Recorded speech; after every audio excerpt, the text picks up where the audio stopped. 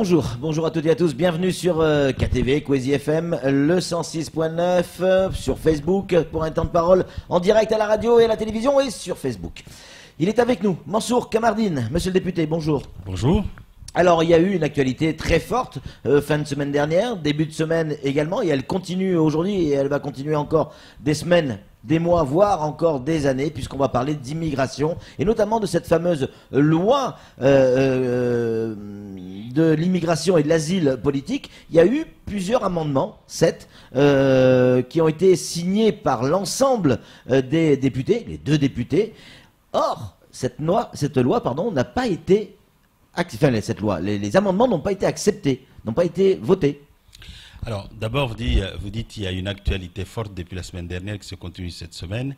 Et sur l'immigration, il y a une actualité forte depuis plus de 2 mois sur la question migratoire et sur la question de l'insécurité à Mayotte. Il y a eu cette actualité, c'était aussi propagé au Parlement, puisque plusieurs fois, nous avons interrogé les uns les autres, le gouvernement, et on a eu au moins 4 ministres qui ont été obligés de monter au créneau pour expliquer et reconnaître que la situation qui sévit à Mayotte est une situation inacceptable, notamment le flot migratoire qui est en train d'engloutir ce territoire. Tout le monde l'a reconnu, ça. Tout le monde. On a un bilan partagé, mais surtout du gouvernement. Les partis politiques, c'est intéressant, mais le mieux encore, c'est que le gouvernement l'a reconnu. Ensuite, effectivement, nous avons eu l'examen depuis la semaine dernière du projet de loi asile et immigration. Ce projet de loi, effectivement, nous avons saisi l'occasion, notamment les députés, puisque son examen a commencé à l'Assemblée nationale, à déposer un certain nombre d'amendements.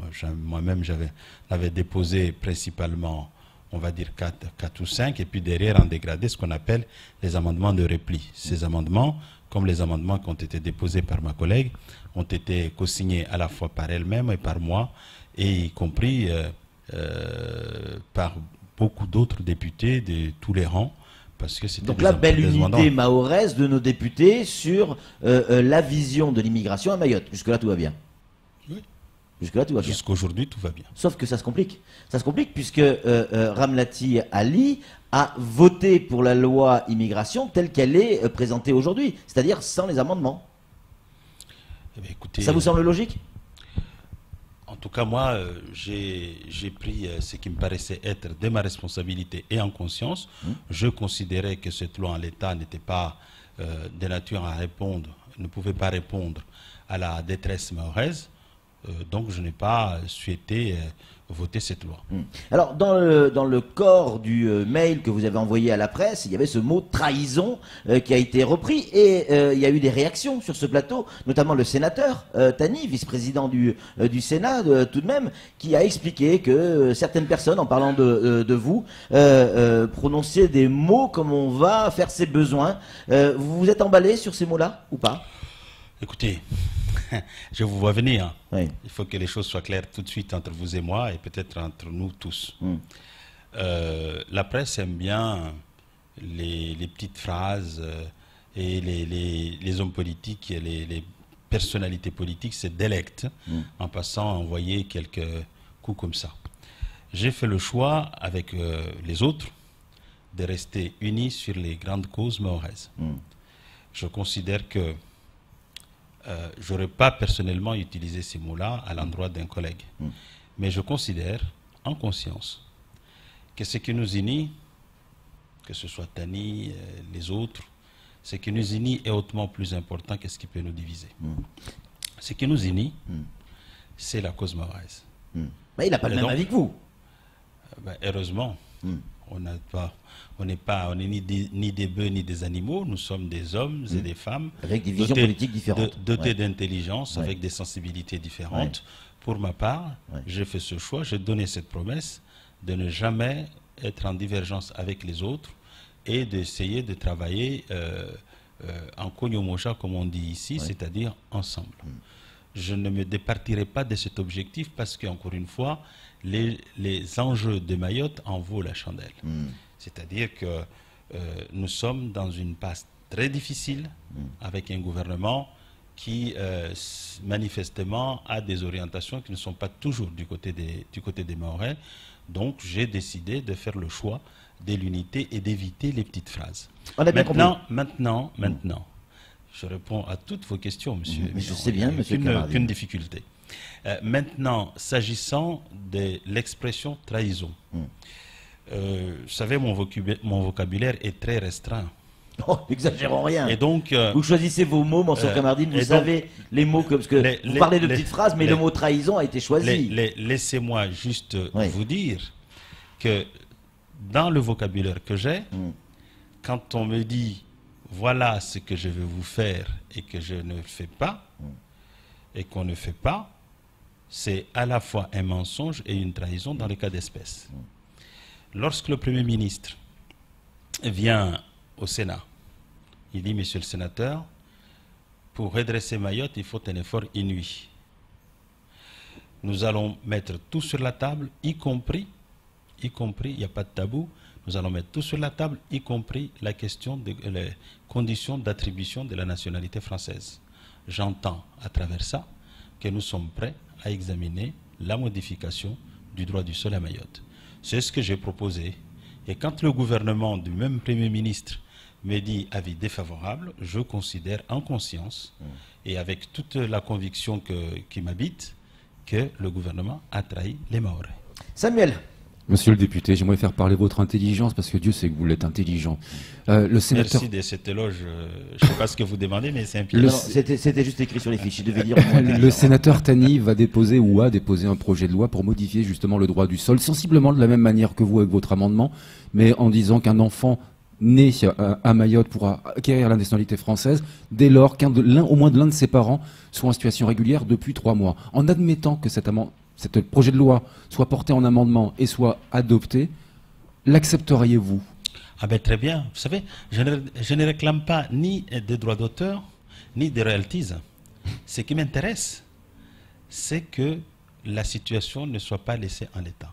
Quelle que soit la personne qui apportera la réponse, je l'adopterai. Et si ce projet voit le jour naturellement au Sénat, puisqu'il serait porté par un sénateur, ici, en l'occurrence, le sénateur Tani Mohamed, je le voterai en 2 mains lorsqu'il viendra à l'Assemblée nationale. Vous voterez la loi Tani? Je voterai la loi Tani. Il n'y a aucune difficulté. Il n'y a aucune difficulté parce qu'encore une fois, je ne réclame pas des royalties. La seule exigence qui m'habite, c'est que les situations ne peuvent pas être laissées en l'état. Il faut que les choses bougent. Il faut que les choses bougent. Et donc, nous allons nous mobiliser aussi au Sénat à faire en sorte pour que, effectivement, le gouvernement entende la colère, la détresse, la préoccupation des Mahorais, parce que les Mahorais ne supportent pas de savoir qu'à échéance de 5 ans, les amis, 5 ans, à échéance de 5 ans, ils ne seront plus chez eux. Déjà, ils ne le sont plus, mais encore plus grave. Parce que dans 5 ans, les amis, les projections de vice-rectorat, soit 90% de nos élèves effectifs dans les classes seront d'enfants issus de l'immigration. Et ça, cette perspective, il est difficilement à entendre. Il est difficilement acceptable.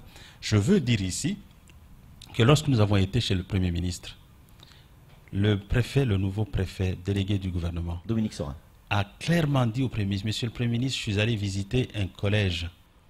75% des enfants sont issus de l'immigration clandestine. Et lui-même... Clandestine. Enfin, de l'immigration, pardon. Et ça laisse les perspectives. Et le Premier ministre, et le préfet, et le gouvernement qui est autour du Premier ministre a reconnu qu'on ne peut pas laisser la situation en l'état. Mais alors comment vous expliquez, monsieur Kamardine, que le Premier ministre puisse dire ça et que on se retrouve avec des amendements qui sont rejetés et une loi qui est votée sans tenir compte de ces amendements et donc des besoins, des problèmes, des spécificités mahoraises? Et c'est ce que je qualifie de trahison. Oui, mais pourquoi? Il y a une raison politique, c'est quoi? La pression de la gauche? Vous poserez la question, certainement il y a ça, mais vous poserez la question à ceux qui peuvent représenter le gouvernement. Je n'ai pas vocation à représenter le gouvernement. Oui. Samuel. Cette loi asile et immigration de Gérard Collomb, c'est un débat national. Ça a déclenché un tollé. On pourrait peut-être comprendre que on a voulu faire passer le texte en douceur N'est-il pas possible et imaginable que le gouvernement revienne spécifiquement sur le cas de Mayotte par le biais des ordonnances plus tard? On aurait pu imaginer qu'à l'occasion de cette loi, le gouvernement puisse dire que, s'agissant de Mayotte, le gouvernement demande d'être autorisé à intervenir par ordonnance. Et à ce moment-là, il y aurait eu un léger espoir. Là, ce n'est pas le cas. Quand vous lisez la loi immigration, asile-immigration, on vous dit que, notamment s'agissant de l'outre-mer, donc hors Mayotte, puisque Mayotte relève, maintenant quand il parle d'outre-mer, généralement c'est les articles 74, les collectivités qui relèvent de l'article 73, vous dites que le gouvernement interviendra par ordonnance. Le gouvernement aurait pu dire que s'agissant de Mayotte et de la question du droit de sol, le gouvernement interviendra par ordonnance, ce qui n'est pas le cas. Donc en l'état... C'est quoi, c'est un manque de courage? D'ambition politique? Je n'en sais rien. C'est tout simplement... Parce que quand ils viennent ici, ils le disent tous. Oui, effectivement, c'est pas possible. Il faut qu'on change les choses. Oui, mais même Wauquiez, il a dit clairement non, il faut certainement remettre le droit du sol. Et quand il y a eu cette proposition faite par le Front National, il n'a pas voté pour. Non. Si. Non. Attends. Il a dit il faut remettre en cause le droit du sol. Oui. Et l'explication a été clairement faite. Nous, ce que nous souhaitons, c'est modifier, remodeler le droit du sol. Et par conséquent, il y a eu des débats là-dessus. Les débats vont se poursuivre au Sénat. Et ce que je peux dire ce soir, de deux choses, ou ce matin, de deux choses l'une. Où le gouvernement fait des propositions pour prendre en compte la situation de Mayotte, ou alors mes amendements seront repris au Sénat, et là ils auront plus de chances d'être adoptés qu'à l'Assemblée, et puis ça reviendra à l'Assemblée. Qui aura le mot de la fin de toute manière. Après, éventuellement, échec de la CMP. Donc on est encore loin, les débats se poursuivent, et j'ai de bonnes raisons de penser que le débat au Sénat va pouvoir poser encore plus la question du droit du sol. Vous avez beaucoup parlé d'immigration, il faut parler aussi de l'asile politique, qui est une autre problématique. Quel est votre regard là-dessus? Parce qu'il n'y a pas eu vraiment d'amendement là-dessus. Alors, d'abord, je voulais dire un mot par rapport à ce que disait Sam. Une loi nationale. Est-ce qu'il y a des lois pays à Mayotte? Est-ce qu'il y a des lois locales? Non, mais parce qu'il faut le dire, parce que j'entends ce discours depuis 3-4 jours. Ouais. On dit, ah, c'est une loi nationale pour expliquer que finalement, ça n'a pas d'impact sur Mayotte. Non, les amis, il ne faut pas tromper les Mahorais. Il ne faut pas tromper les Mahorais. Mayotte, depuis 2007, et puis ça s'est prolongé par la suite, a fait le choix de l'identité législative. C'est-à-dire que toutes les lois qui sont publiées au journal officiel ont vocation à s'appliquer à Mayotte. Il y avait en 2007, à la fin de ma mandature, il y avait 6 matières qui n'intégraient pas l'identité législative, dont le droit des étrangers, donc l'asile et l'immigration. Il se trouve qu'en 2016, avec l'accord de nos parlementaires, le gouvernement a étendu l'identité législative à Mayotte, ce qui fait que la loi asile-immigration s'applique à Mayotte et on n'a pas besoin de mention spécifique. Donc quand vous dites une loi nationale, eh bien oui, c'est une loi nationale parce que même la loi qui fait de Mayotte un département est une loi nationale. Il ne faut pas tromper les Mahorais en choisissant des vocabulaires qui trompent. La vérité est celle-là. Maintenant, quel est l'asile?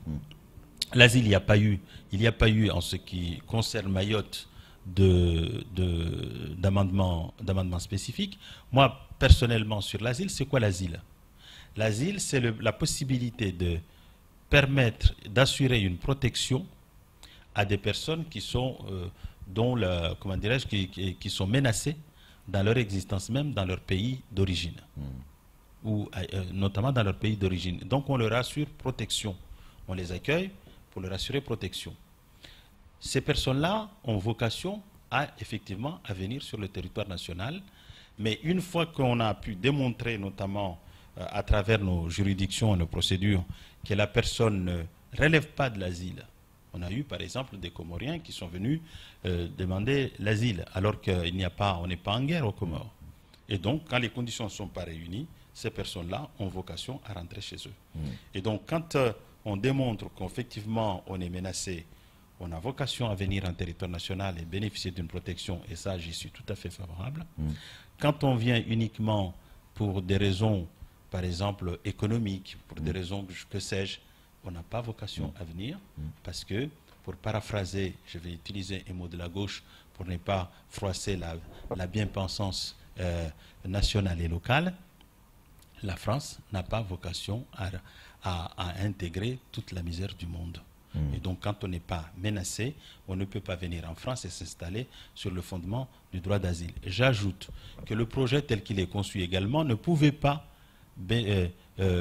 provoquer mon adhésion, puisqu'on vous dit que lorsqu'on est demandeur d'asile, on a vocation à bénéficier également d'un regroupement familial. Ce qui veut dire, quand on a le regroupement familial au nom de l'immigration, quand on a le regroupement familial au nom de l'asile, eh bien, en l'espace de 2-3 ans, Mayotte est définitivement submergée. Et donc, je crois que là aussi, ce sont des orientations qui ne correspondent pas très précisément à ce que souhaitent les Mahorais. Pour conclure, et les Français d'une manière générale. Pour conclure, vous disiez tout à l'heure que le préfet avait dit au Premier ministre qu'il avait visité une classe et qu'il y avait 75% de personnes issues de l'immigration. On vient de recevoir un message du corps enseignant qui dit « Le vice-rectorat ne fait pas ce type de statistiques ». Écoutez, je ne parlais pas des vice-rectorats, si vous avez... D'ailleurs, parce que justement les vice-rectorats n'assument pas les missions qui doivent être les siennes. Pas non plus des policiers, les vice-rectorats, ils sont là pour enseigner. C'est comme les médecins, ils ne regardent pas qui... Vous voulez pas faire la réponse aussi après avoir posé votre question? Eh bien, je vous dis, le vice-rectorat ne le fait pas. C'est la raison pour laquelle nous allons mettre en place un rectorat qui puisse appréhender les enjeux de l'enseignement de ce territoire. Et deuxièmement, le vice-rectorat ne le fait pas, le préfet le fait, puisque le préfet est l'autorité supérieure du vice-recteur. Une micro-conclusion pour Samuel Baucher. Sam, vous avez la parole. Merci beaucoup, monsieur le député. Elle est vraiment très très courte. Elle est très technique. D'une certaine manière, c'est que... Ramlati Ali explique en substance que si on appliquait toutes les règles en vigueur à Mayotte, il y aurait beaucoup moins de problèmes d'immigration et que la loi qui vient d'être adoptée ne changera pas grand-chose de toute façon. Donc c'est pas très important. Est-ce que vous avez participé en tant que parlementaire et membre de droit à l'Observatoire de l'immigration à Mayotte depuis que vous êtes élu? Je ne savais même pas que cet OVNI existait. C'est l'ordonnance Valls de 2014 qui l'instaure. Je le sais. Mais c'était pour vous dire que avant d'être élu, naturellement, je n'ai pas participé, puisque j'étais ignoré de tous. Maintenant que je suis élu, je n'ai pas participé, puisque manifestement, y compris l'État, a remarqué que ce n'était